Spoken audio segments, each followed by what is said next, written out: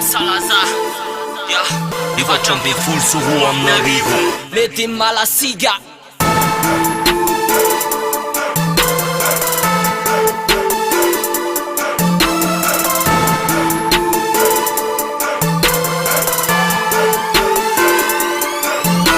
Tapitako mifasambara mivavantony tono ratsy afenina mampitahotra an'le rony avoyena ny tendrombohatra ho an'izay masamanohatra tsoapolo anatsohatra kozy mety madaly etsay anohatra